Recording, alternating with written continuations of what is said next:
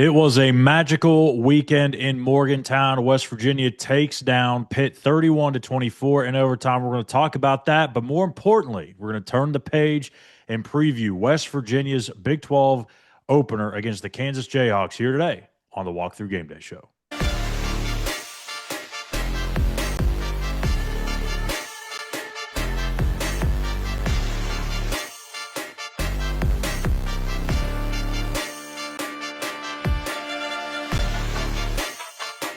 Look at what happens when you're consistent, again, in all three phases of the game.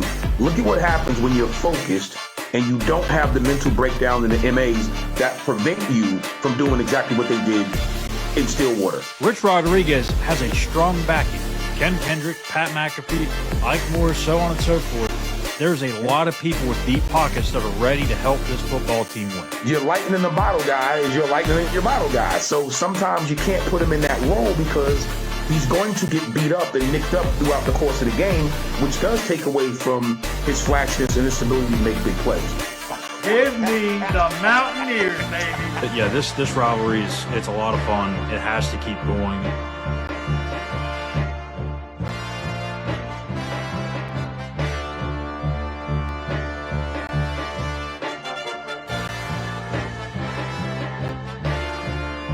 Let's go Mountaineers all day, every day. Let's go.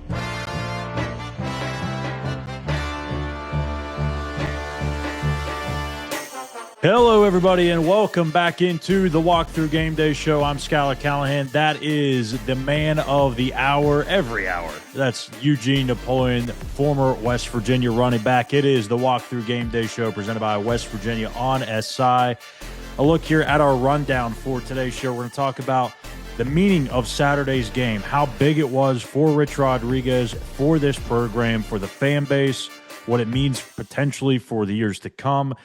Then, how do you turn the page? We're going to do it here today, but how does the team turn the page, avoid the hangover? And then we're going to get into our weekly stuff as the trivia question of the week, Napoleon's Dynamite, our game preview, and of course, at the end of the show, our weekly pick'ems. And we will have an opportunity for you guys to cash in potentially on a prize, and that is Eugene's autographed picture back in the day, back in the late 80s, toting that thing for the Mountaineers. If you go 5 for 5 in our picks, you will get a picture from that man right there on your screen. So, all right, Gene, let's just go ahead and dive right into this. Obviously, we didn't get a chance to get your thoughts on the Backyard Brawl. We had some internet issues going on in Morgantown. You got to always love the internet in Morgantown, especially on a game day. But I wanted to get your thoughts on this anyway. So even if we had already had the post-game show with you, I really want to talk about this more because it deserves more of a spotlight. West Virginia going in and beating Pitt 31-24 in overtime. You erased the 10-point deficit. And, Gene, at one point, it just kind of felt like it just wasn't going to happen. And you get late in that fourth quarter, Nico Markel's reinserted. You find a little magic. And all of a sudden, you look up and, oh, my goodness, they just threw the game-tying touchdown pass with 11 seconds left. And then it felt like everything was shifted to West Virginia. Just talk about first the environment, the atmosphere, everything leading up to the game, the moments after the game, what was going through your mind on that Saturday night in Morgantown. Dude, first off, what a great environment. You know, just driving in and you can feel the energy. You know, I went down there with my cousin Bruce and just and that was his first time in West Virginia, his first time on campus, his first time at a WVU game. So I was really excited for him, and it did not disappoint, okay? Hey, and we should have known when it started with a nice Outback meal on Friday night. Yeah, buddy. And thank you and the missus for being so gracious, man. Thank you absolutely. So much for that. That was a good meal. Look, with great company, you and the missus. So it felt really good, first off, to see a lot of my teammates who I haven't seen in years. I do mean in years. Yeah. Some of those guys. So to reconnect with them and that bond. See, here's the beautiful thing about WVU, man. Once a Mountaineer, always a Mountaineer. That bond never changes, right? Even if you didn't play in that era with that particular team, the mere fact that you wore the old gold and blue, it bonds through different eras and different decades of players, and it's a brotherhood. It truly is a brotherhood. So to see those guys, varsity 10, and hang out and just be part of that whole atmosphere was insane. So for me, my heart was pumping a mile a minute because I'm like, and you felt it. To be honest with you, it felt so good that I really didn't. It's going to sound, I really didn't have a fear of West Virginia losing that football game. I'm gonna be honest with you, especially the way the defense was playing. Oh yeah, yeah. Defense kept Zach Alley. I don't know if you watch our show, Zach. This is for you, buddy. Listen, you are worth every single penny. Every single penny. You are worth all of it, my guy. Kudos to you and kudos to your staff, the whole nine, because that defense, oof, it ain't nothing to play with. Salty, baby. Salty. Yes, yes. It ain't nothing to play with. No, I mean, Gene, I tell you what, I said it earlier this week on Between Years. I've been to a lot of Mountaineer games over my time here on Earth, and I don't know, honestly speaking, and I mean, there's a few that I obviously maybe big time wins that I wasn't there for, but of the games that I've been in attendance for, I don't know that I've ever seen that place as loud and as engaged as that place was this past Saturday. Even when they fell behind 24-14, I mean, you may have had a couple of people leaving the building, but there weren't very many. And it was just like a thing of where folks were just hoping something good was going to happen, something crazy was going to happen, and it did. And even more crazy, and I don't know how late you stayed after the game. I know you stayed to the end, but 10 to 15 minutes after the game was over, the entire stadium was still full. I have never seen that, ever. And that right there shows me why West Virginia is a special place, why this fan base deserved that type of win in that type of game against that type of opponent. And hats off to Rich Rodriguez, obviously, and kind of getting that proverbial monkey off his back from 2007. Look, you're never going to be able to go back and change what happened on that night in December. We all get that. But the next best thing you could do is to beat them the very next opportunity you get as the head coach of the Mountaineers, and he did that in a thrilling, dramatic fashion. Yep. So let me go ahead and say this. If I had a hat, Rich, this is for you. So this is a simulation of a hat. This is a hat. Hats off to you, buddy. All right? All right? Hats off to you because, to your point, Schuyler, you're only as strong or you're only as good as your header, right? In this case, Rich Rodriguez, Rich Rod, you know, you're talking about tough edge or hard edge. That's some hard edge. Oh, yeah. Okay. All right? Because he didn't flinch. He didn't flinch. And what happens is, the way he managed the clock and that final drive was just a thing of beauty. So to my point and to your point, time management, team management, emotional control management, making sure that you're getting everything out of every position, out of every play in the last 4 to 5 minutes of that game. That's what I'm talking about. Yep. So hats off to Rich Rod and that staff and the players, because the players are responding to how they're being coached in that particular period of time. There was no panic on the sidelines. Now, if there were, we didn't see it. Right. But I'm going to say this to you. Probably not because of the way the players responded and the way they executed late in that game in order to pull that game out. So kudos to everybody. That was a heck of a win. And like you said, the fan base, the great state of West Virginia, the city of Morgantown, our fine university, and that football program deserved that type of win. Grit, gutsy, glory. I think that was the name of my Sunday morning column, and it really was. I mean, just all the way around, offensively, defensively, just any time you thought that there was no chance or very limited opportunities to make that comeback, they made a play happen. I mean, you talk about Nico Marchiol coming back into the game after getting pulled. I mean, he could have been down and out in the dumps, disengaged and totally from the game, and he just wasn't. He stayed locked in. And I think, too, this has been something that's been talked about a lot throughout the week. And that is, once you see it happen for the first time, I mean, no offense to Robert Morris, but I mean, this is the true first meaningful win for this team that's got so many newcomers. And when you see it happen for the first time, you're like, that makes sense. That's why we go through this ring of hell in the fall, in the summer. We see all these ridiculous workouts that we have to go through. That's why it happens. Because at the end of the game, look at Pitt's defense.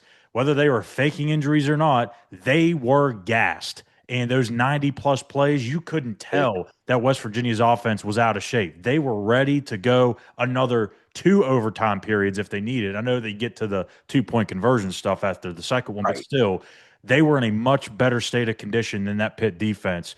But, Gene, before we shift here to the next part of this, how big of a win do you think this is for Rich, for this program? And really, I mean, you could take the recruiting aspect of this. This is the exact type of game that you wanted to have to showcase to recruits to say, hey, this is only game 3 of this era right here.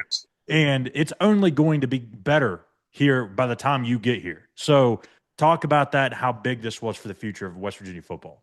Huge. Scale of 1 to 10, 8. 8. And for many reasons. One of the biggest is, you just mentioned it, recruiting. There's a lot of recruits there this weekend, that this past weekend. And truth be told, to your point, this is what you come to a major college for. That atmosphere alone, right? Oh, and yeah. I want to see how does this staff respond to adversity? Absolutely. There was no better way to answer the bell than what they did, Saturday versus Pitt, right? So if I'm a potential recruit with my parents and we're there and we're watching this, I'm sitting there fuming like, ooh, I want to get in there. You know what I mean? I want to be a part of that thing. Those are the type of games and that type of energy, that type of electricity that you want to be part of. That's one. Two, you have a competent staff. 3, you have a competent head coach. 4, you have competent position coaches. 5, you have competent DCs and a good OC, because to win a game like that, all of that has to click. Mm-hmm. It has to click, right? Because if one thing falls apart during that comeback, it doesn't happen. Exactly. If one thing is not executed, it doesn't happen. So if I'm a recruit and a parent, I'm sitting back like, okay, toughness, check that box. Resilience, check that box. Discipline, check that box. Time management, check that box. Players are being developed. You can see it because they're making plays. Check that box. Atmosphere, check. Beautiful facility, check. All the players that have come back, you see them. Wow, I want this. You want to add another thing here too: commitment from the university. The WVU Board of Governors just recently pledged that they were going to move West Virginia's funding into the top tier of the Big 12. It's just a huge piece of that weekend that was so massive for WVU. And now you kind of slowly turn the page here to Kansas, and this is a massive week too. And I know we kind of want to live in the moment and we want to just continue to talking about Pitt, but the reality is there is another game. There's 9 more of them at least guaranteed on the schedule, and for the Mountaineers, you got to get at least 4 more if you want to continue that season or extend that season. You've been in some of these situations before, of course. How do you just get rid of those thoughts from the previous game and focus on what's up next after a big-time win? Because I think it's easy for a player, and I've been in that situation too, obviously not at this level, but when you go and you beat somebody in a thrilling fashion or a dramatic fashion and somebody that you hate and despise, it's so easy to just kind of, I wouldn't say take a step back, but get too much into what just happened that your focus isn't as dialed in or as sharp as it was that week going into that one. So what is the big key going into this game for West Virginia? I think the biggest thing is, first off, it's easier said than done, but you almost have to have that 24-hour mentality where Pitt was such a heightened game So 20. You know what? Enjoy this Sunday night. It's over. Yeah. You know, No more watching back the highlights of the game or tweeting about it or nothing. It's you that's it. celebrate that at the end of the year. Right. Now we're on to the next. So I think it's probably easier to do because now you get excited for another challenge because now Kansas, it opens up the Big 12, conference play. So the focus now leaves the Pitt, that behind. Now we have our journey. Here's where the season starts. Yeah. And that has to be the mantra.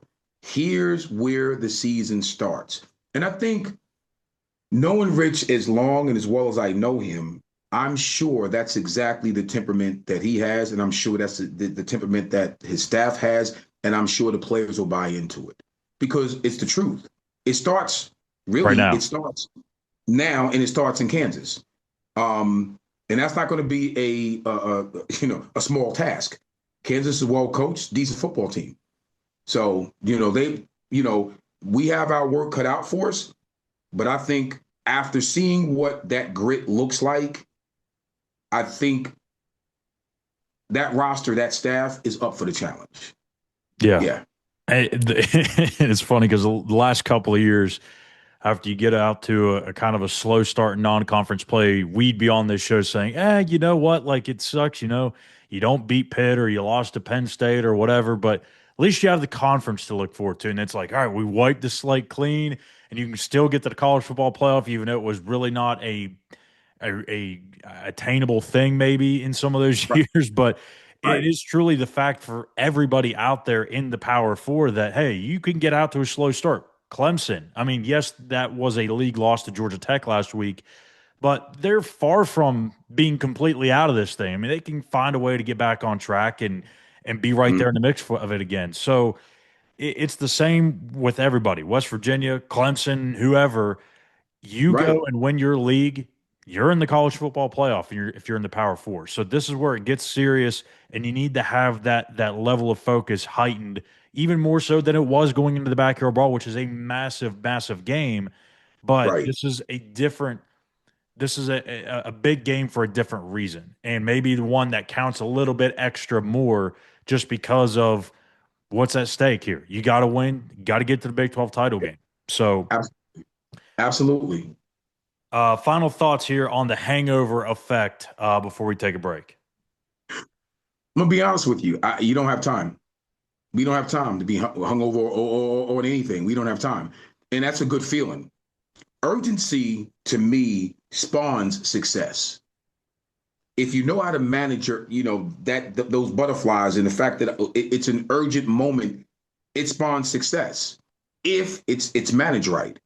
And I trust no one more than a Rich Rod coached team to do exactly that. You know why? Because that's the pulse. When your header is strong, everybody follows suit. He is the pulse. So, I don't think he's not going to allow it. He's just not going to allow it. Hey, look, if he's not hungover and intoxicated with the win, you already know that he's not going to let his staff be that way, which means the team ain't going to be that way. They'll be ready. Yeah, it's going to be an interesting week. Going out there is not going to be easy. That's their Big 12 opener. It's their first meaningful home game in that newly renovated stadium, so they're going to be packed out for it. And they've got a lot of reason to be excited. I know they're coming off a bye week, but the week before they lost a heated rivalry game against Missouri. This is their chance to kind of, hey, wipe the slate clean. This is when the season starts. So, all right, Gene, let's do our weekly trivia question. And it is, in WVU's last trip to Lawrence, the Mountaineers had two 100-yard rushers in a 34-28 win.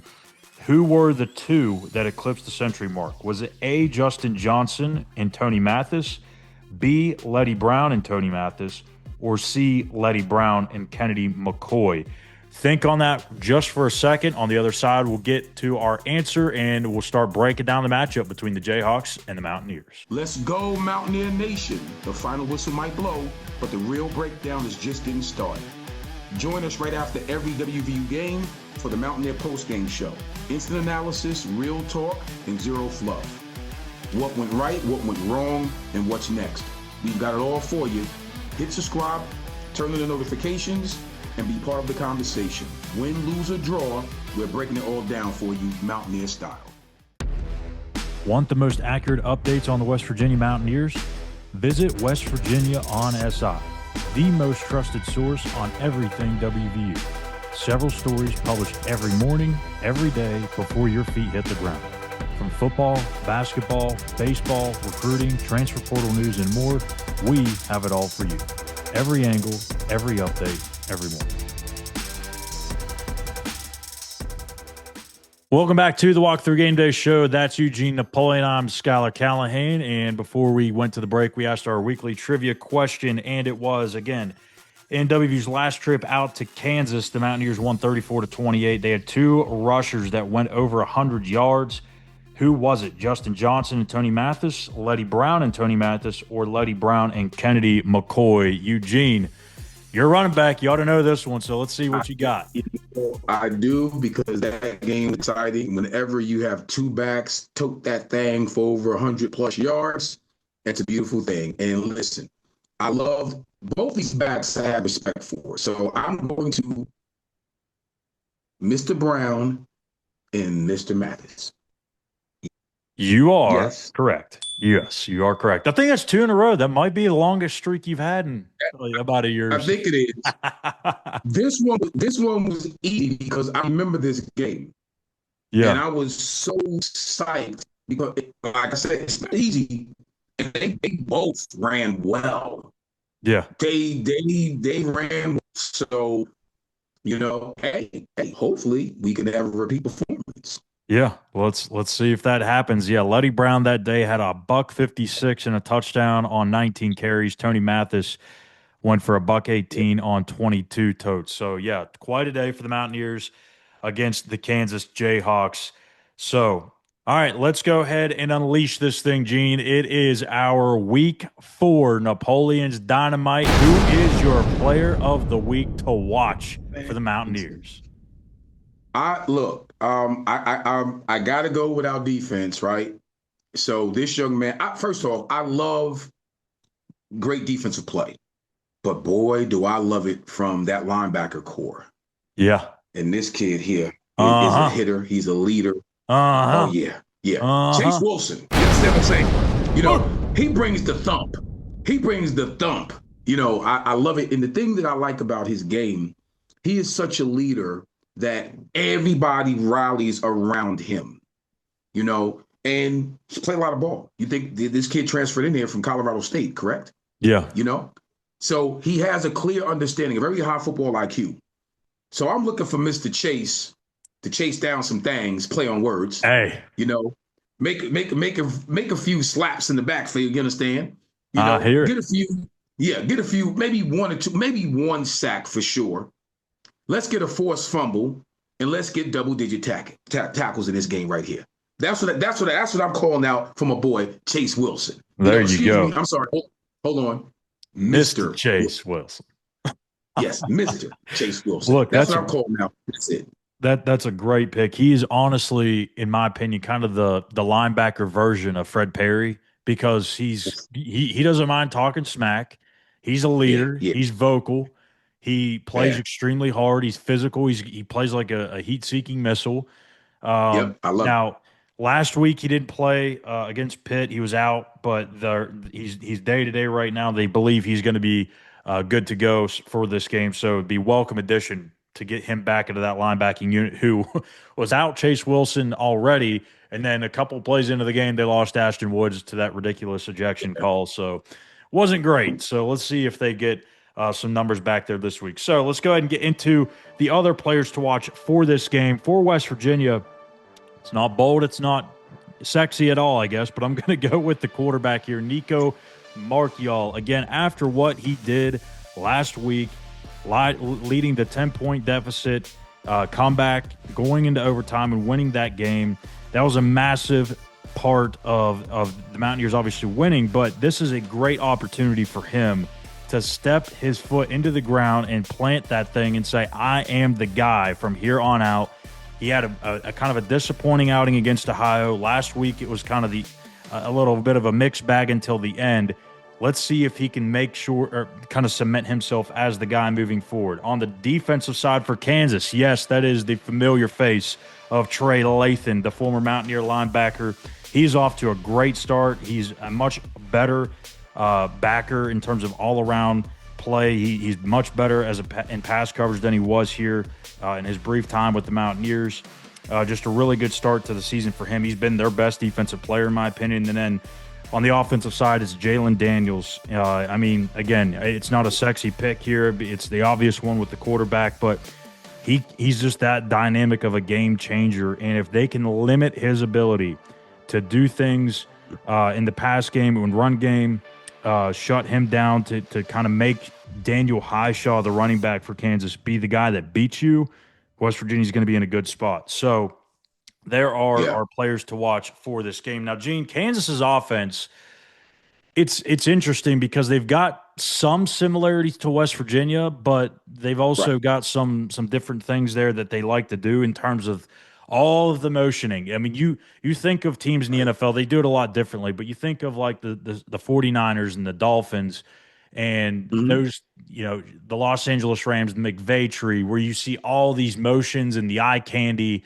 And I kind of get a little hesitant to say eye candy with Kansas because some of those motions actually have a piece of what they're doing, whether that's to throw a guy out into a route or to go throw a guy into a block.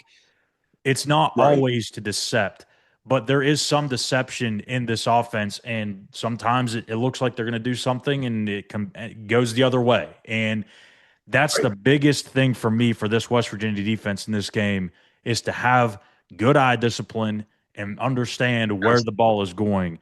It's going to be tricky. They hardly ever finish a play formationally where they start, so get used to the movement. It's going to be a lot of it.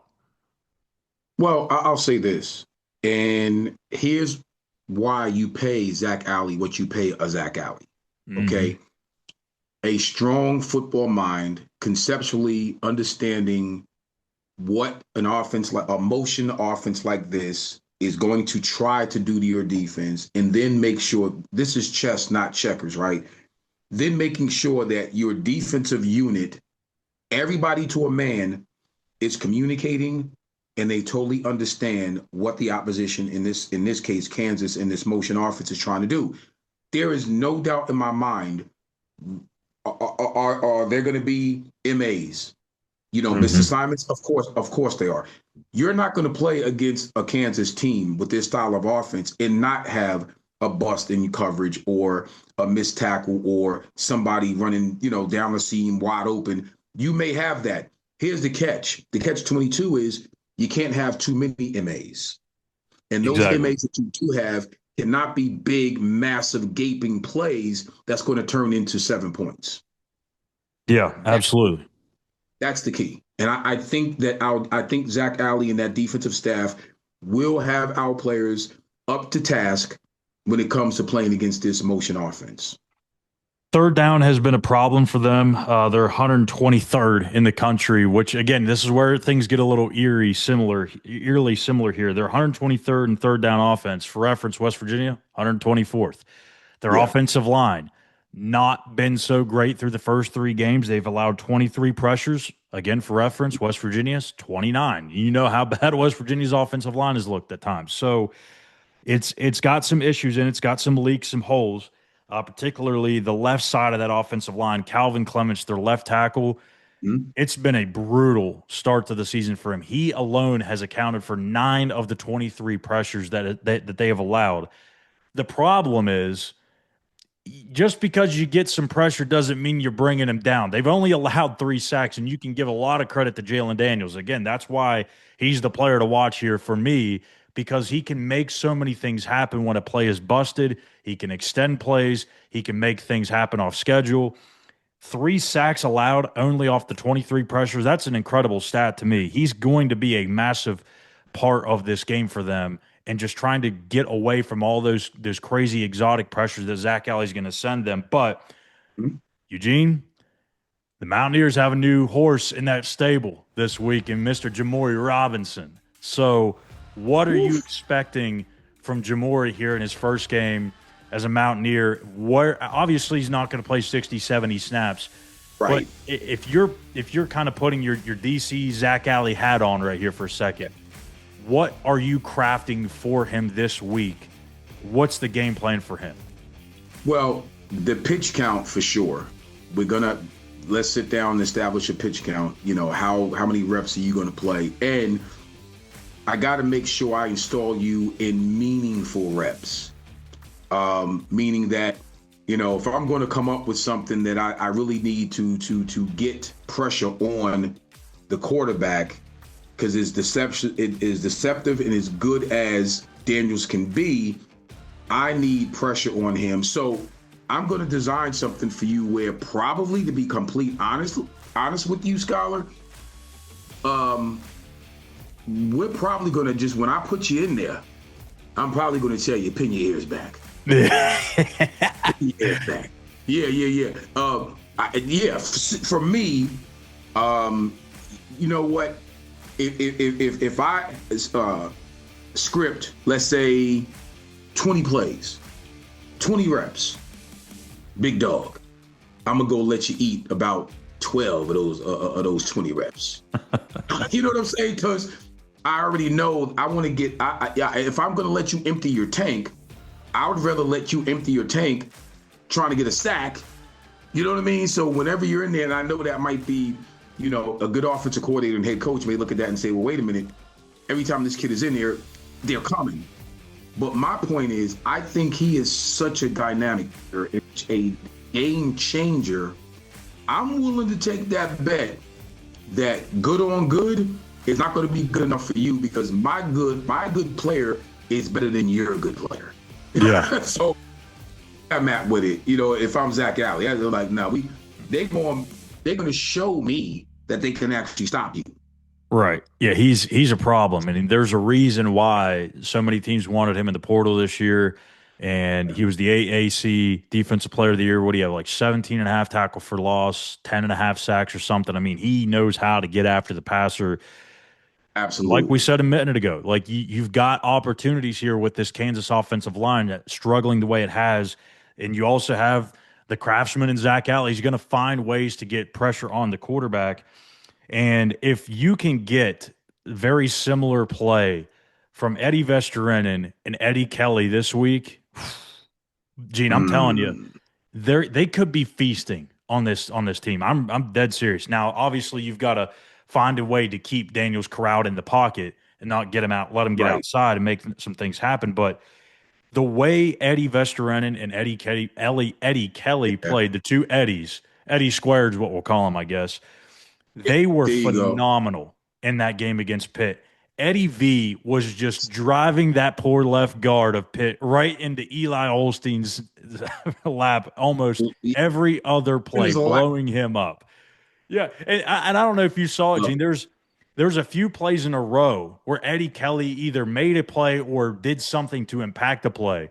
And right after that happened, you know what he did?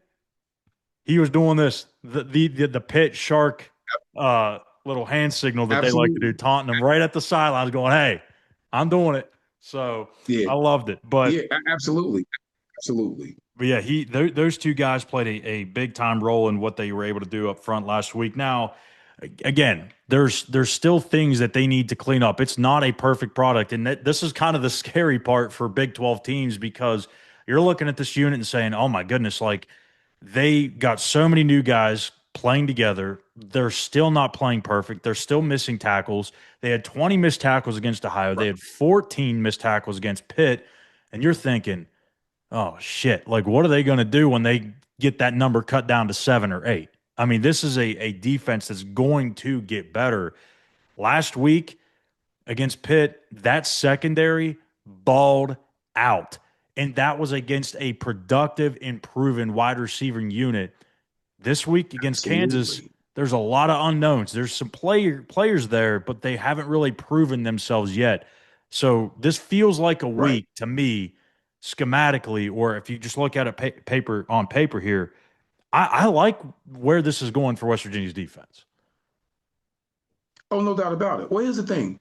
Again, when you have a defense that's playing in unison and they're communicating, I keep saying that because it's big. They're communicating on such a level where if you, again, minimize the MAs, minimize the missed tackles, dude, it's going to be really hard to move the football consistently against a Mountaineer defense that Mhm. picks up those little areas that they're a little bit shaky in right now. But this is only you're going into the fourth week of the season. Yeah. So to your point, they're going to get better. They're good now with the mistakes. So imagine what happens if you just clean up a few things here and there, put a little button on it. You know what I'm saying? Yeah. If you just do that, let me get this right. If you just do that, the sky can be the limit. And I would, if that happens, I don't care who you're playing against. You're gonna have a chance because your defense is balling out. So yeah, it could be scary for the Big 12. A look here at some of the numbers. We won't put them all up here on the screen, but we'll throw a few of them up. Sacks per game, West Virginia ranks second in the entire country in sacks per game. Their tackles for loss, they are 27th. Takeaways, they're 14th with 6. Third down defense, they're 19th, holding teams to 26.1%. We talked about Kansas's struggles on third down. This is why I like the matchup. I do. I mean, listen, I don't care what the odds makers say. We'll get to our picks here in a little bit, but I don't understand why Kansas is so heavily favored in this game. I know there's the overhang or the hangover factor, of course, and Kansas coming off the bye week, but this side of the ball, I like the matchup. I really do. So, final thoughts there on West Virginia's defense versus their offense. No, I think it'll be fine. I'm not one. I don't get too caught up in somebody else's brain trust about they're going to lose by this or win by. I don't get caught up in none of that because a lot of times you really can't because you don't know. There's 1 to 2 plays that change the trajectory of a game. Or how many people pick Pitt? Right? How many people pick Pitt? Right? Yeah. And it just didn't work out for him. Hey, So all the odds makers and all of that stuff, it just didn't work out for him. I told you I was the one that was going to be the man taking credit for that because I was, saving the jinx there. Yeah. Look, I like what you try to do there. I got to take some credit, G. My pick'ems have been crap so far this year. But anyways, But spinning the block here, Kansas defense and West Virginia's offense. Really, what they do defensively is kind of interesting because they're primarily a 4-down front, but they are very similar to what West Virginia does defensively, and that they just constantly change the picture. They give you a lot of different things to look at. Rich Rod talked about it earlier this week in his press conference and said there's going to be some things that they're going to do that we haven't seen in a long time, like going back to camp maybe, or haven't seen yet this season. And he's right. I mean, I flicked on the tape, and I only watched the Missouri game. I didn't think I was going to learn much against their 2 games against Fresno State and Wagner, so I only watched Missouri. And he's right. I mean, they had a ton of different looks just in those first couple of possessions. right. And they were on the field, too, a bunch against Missouri, kind of like how West Virginia was against Ohio. It was a really weird game. Kansas had a fumble and scoop and had a scoop and score in the first quarter. Then Jalen Daniels fumbled, and it resulted in a safety. So Missouri had the ball forever in the second quarter. Gene, they had one offensive snap in the first 14 minutes of the second quarter, did Kansas's offense. One. So their defense was out there quite a bit. And I thought they did okay for the most part, but there's some holes there too. Some notes from me. Really like Bengali Kamara. He used to play at Pitt. He transferred out. He's been everywhere, and that's just not in the transfer portal. He's everywhere on the field too. He and Trey Lathan, I think, are going to be a really good linebacker duo for them. They're not a huge pressure team in terms of actually getting pressure to the quarterback, but it's a weird thing here, Gene, because you look at their stats. They've only had 29 pressures this year, which is 100th in the country. But Right. when they have pressure, they've got home. They have 10 sacks, which is 17th in the country. So Right. they're getting there and making the most of it when they finally do. What is some of the things that you're looking at for West Virginia in this game offensively? Um, Ty Edwards. Mm-hmm. Ty Edwards. Mm-hmm. A heavy dose, no play on words, right? A heavy dose of Ty Edwards. Because when you can move the football on the ground efficiently and effectively, it helps the quarterback get settled. It helps the quarterback to, play action becomes that much bigger. And the way that Ty Edwards, is toting that thing, it will definitely help to, especially with Nico, it will help him to settle down. In a game like this on the road, you're going to need that. So I think the running game, me personally, I'm looking at the running game to open up the passing game on the road, which is going to be much needed, in my humble opinion. Yeah, I think that's a great place to start. I mean, you found your workhorse back, and when I was watching the Missouri running back, I can't remember his name off the top of my head. I think it was Ahmad. He is a hard Yeah, runner. He's not quite as big as Ty Edwards, but he's like 5'11", 215, 220 in that range. Had a very similar yeah. running style, and he was bouncing off some Kansas tacklers. So when I watched that, I'm thinking, okay, if Ty can replicate what he did against Pitt, you kind of like your chances to kind of do something on the ground again. And with the ground game, I think it's now, can you get a complimentary back involved? Clay Ash did some things. He made some plays. Don't get me wrong. Like, his stats don't jump off the page, but he made some critical plays in that game at critical junctures late in that fourth quarter. I'm thinking off the top of my head that third down catch that he had where Nico's getting sacked and he just throws it at the last second. He makes the catch, moves the sticks. He doesn't get that first down or they don't make that play. It's an interesting decision there that Rich has to make. So he's a tough kid. I think they just need to find ways to get more yardage either out of him or you get Sincere Bowers involved or Hubbard. But as we all know, it all starts up front. And this offensive line, Gene, again, through 3 games, it has just not been what you would hope for. I don't know what it's going to take to get this thing going. The only thing that comes to mind is just more reps. But it's kind of a hard thing, too, because do you want to keep this going where it's the same 5 guys out there every single week and you're just hoping that, hey, at some point the light bulb goes off and you have something there? Or do you make some changes and risk maybe throwing that off rhythm? So, I mean, if you're Jack Bicknell, how are you walking that fine line? Well, I think that you have to be consistent and it starts in practice because I'm sure Coach Bicknell has a list of your 5 starters.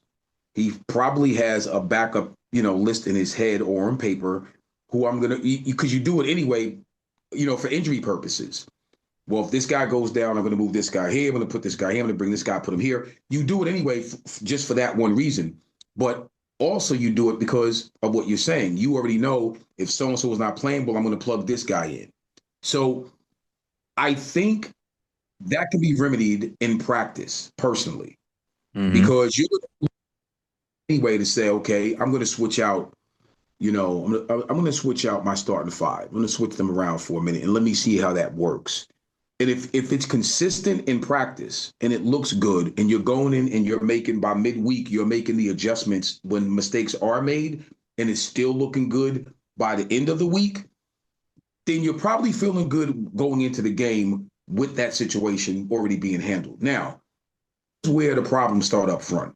When you start tinkering with the upfront, meshes with this and this, because that's all it is. It is a mesh. When you run this style of offense, you got to be very careful with that because now that becomes, it needs to be repped. This style of needs to be repped. So this is a bipartisan of us watching the fact that it's not enough game reps. This is only week 4.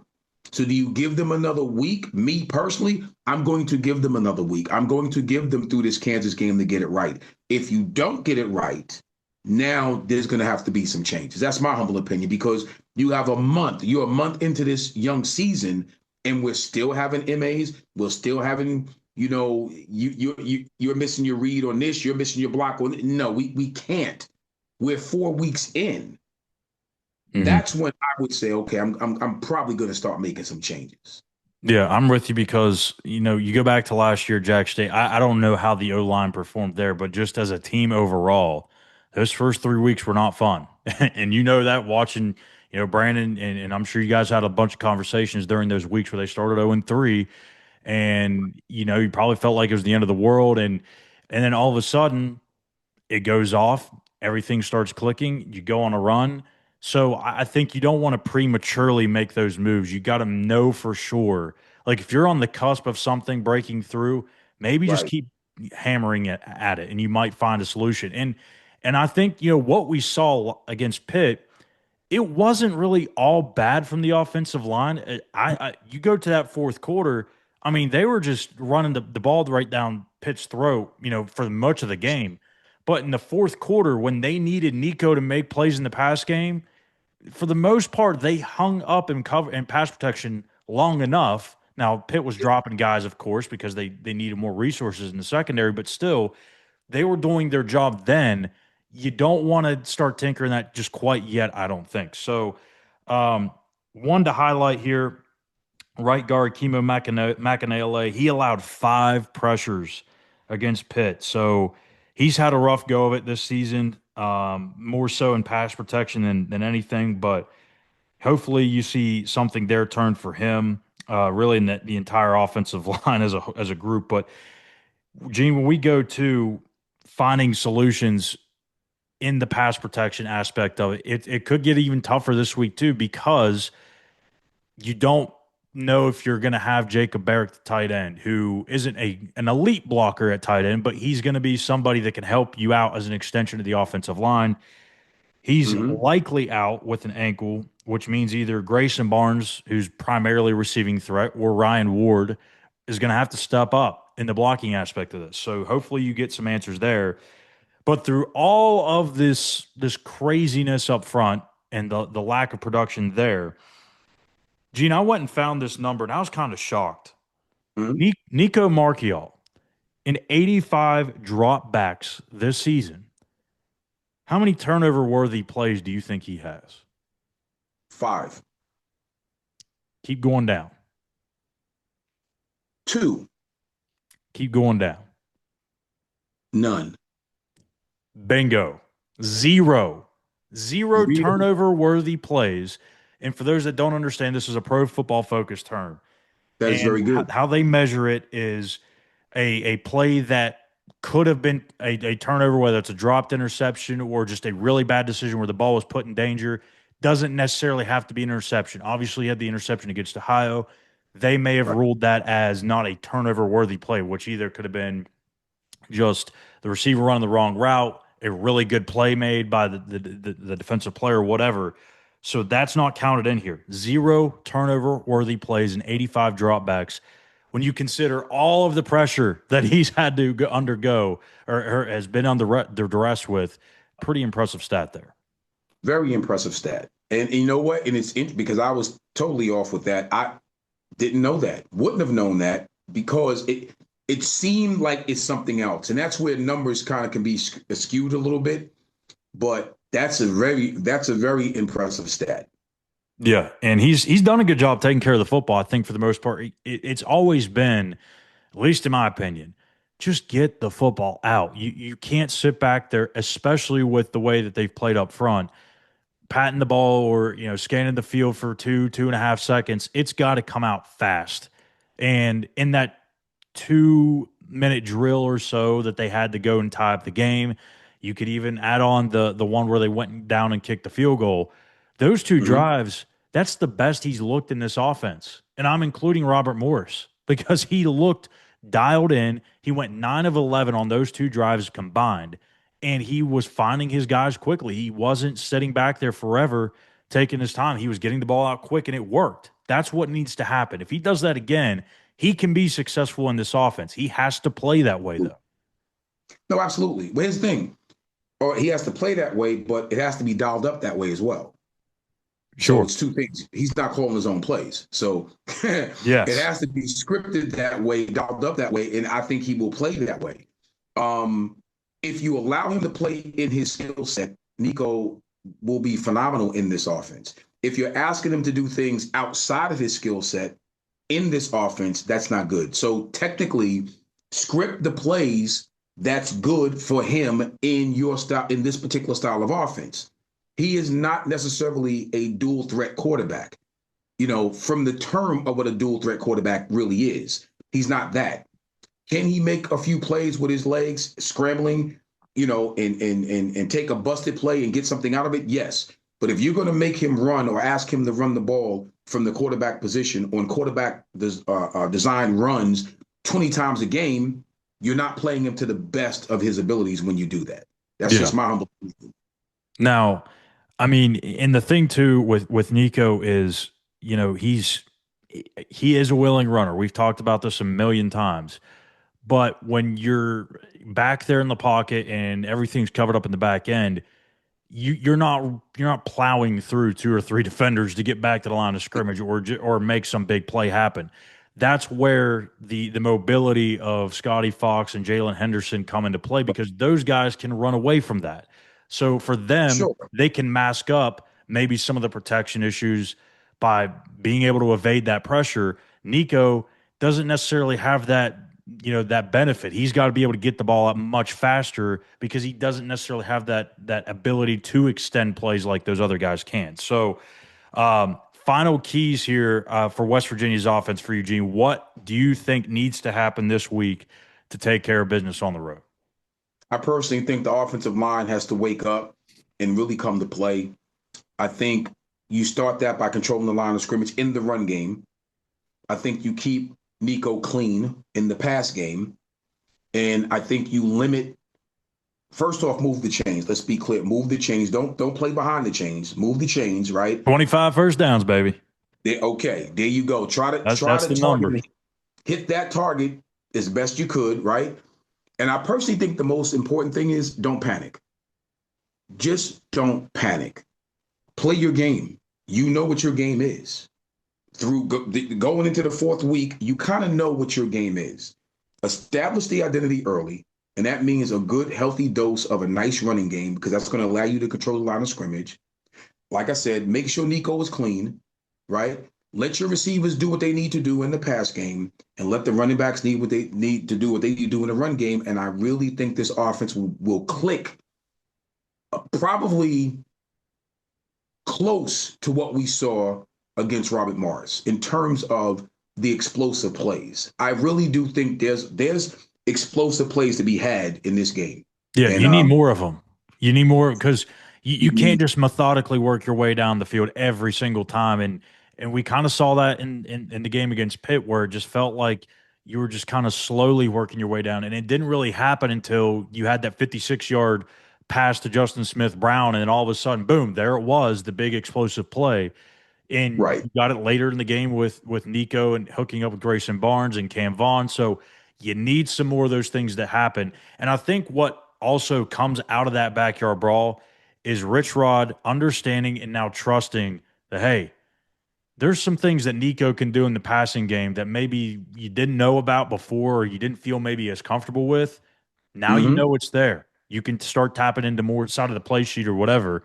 But Right. also, before we start getting into our pickups, I got to ask this, Gene.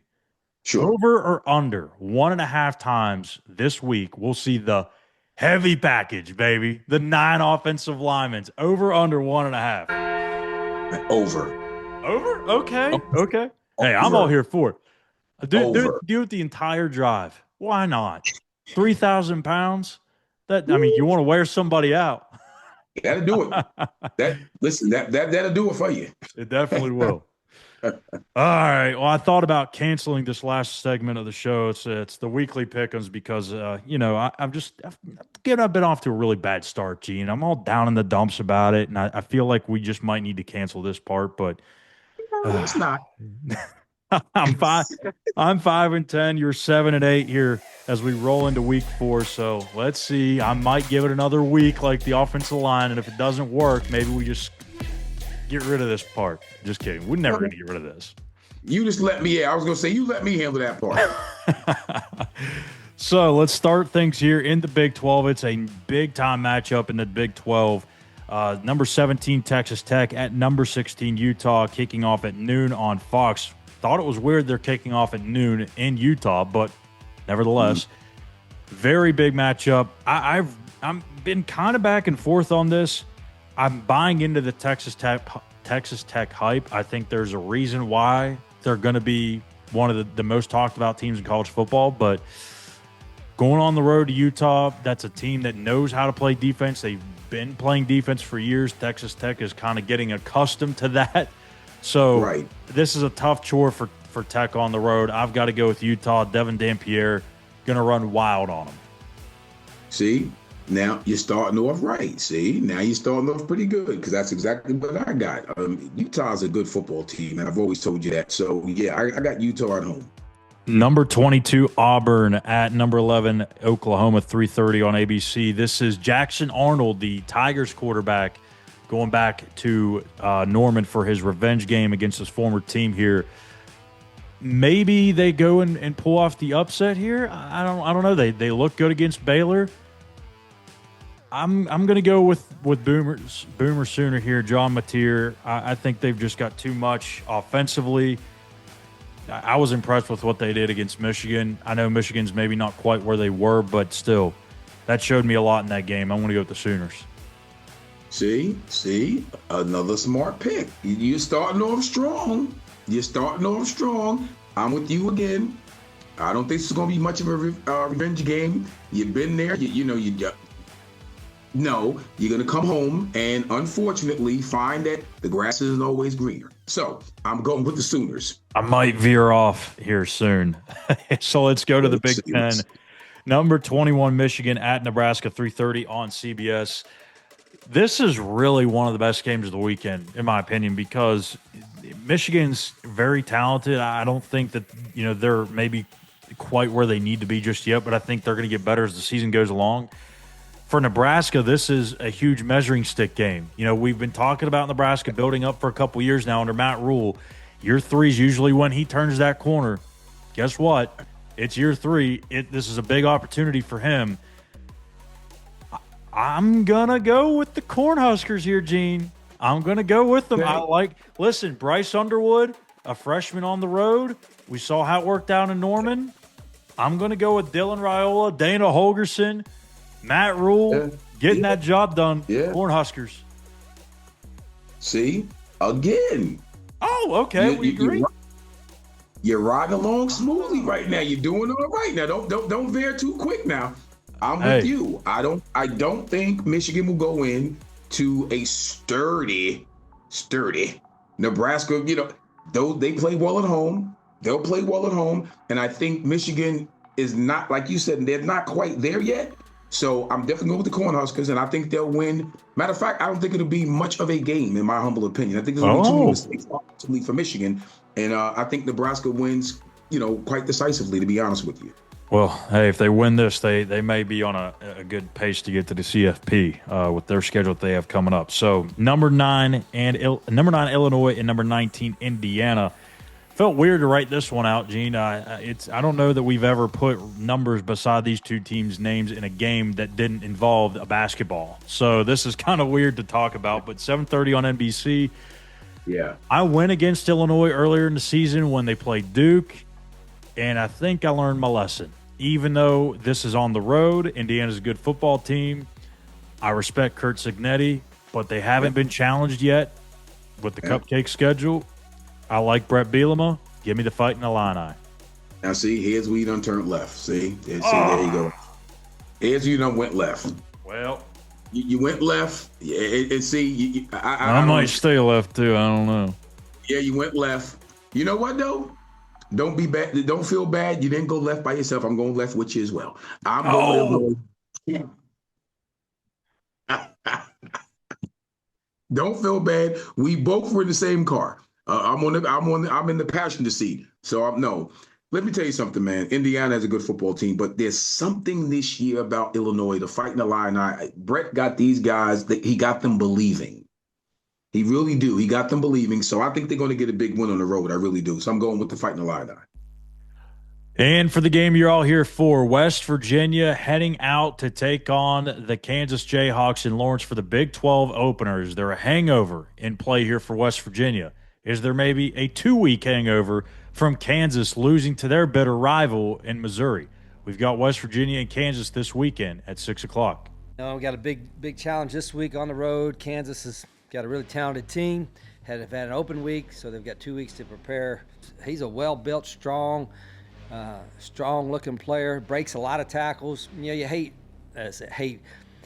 going against mobile quarterbacks like that. That's got experience. I mean, you could have the perfect defense call, and you got a guy right on him, and he shakes somebody or makes somebody miss and runs for a first down or extends a play, makes a big play. You might have everything lined up right, but he makes a play and makes you look silly, so we got to be ready. That's kind of came up we kind of came up the same way through the bus leagues, small schools, and you gotta, sometimes you gotta, it's like being a high school coach, you gotta do what you could do and be a little bit more creative in ways, and he's always been creative in the way some of the stuff they've done offensively, and he's won.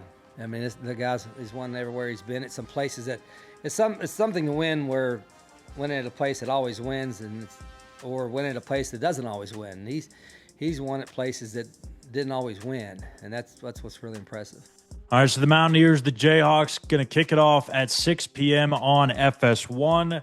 And as we talked about earlier in the show, Jayhawks, double-digit favorites. I don't understand it. I've studied this for probably far too long than I really should have. Last week, Gene, I made the very bold decision to go against the West Virginia Mountaineers. And I prefaced it by saying I'm going to make the pick in what I believe is going to happen. And at one point, Gene, I looked up at the scoreboard, and it was 24-17, the exact final score that I predicted for the Mountaineer game. And then it changed. And I was wrong, and I was happy to be wrong. Am I going to go against West Virginia again? Double-digit underdogs on the road. I'm not. I'm going to go with the Mountaineers, and it's crazy because they're massive underdogs in this game. You're probably thinking, why? Kansas has had 2 weeks to prep for this game. West Virginia just coming off a physically emotional win against Pitt in the backyard brawl where they played a ton of snaps, went into overtime. I get it. But when I look at this thing on paper, I love the matchup. I really do. Offense, defense, spin it the other way around. I love the matchup. If they take care of the football and they show what they did late in that fourth quarter throughout the entirety of the game on offense, I think they can win this game by 7 or more. So I'm going to go with the Mountaineers, springing the upset and moving to 3-1 and 1-0 in conference play. Dude, I'm with you 100% for the same reasons, and I'm going to add a little caveat as well.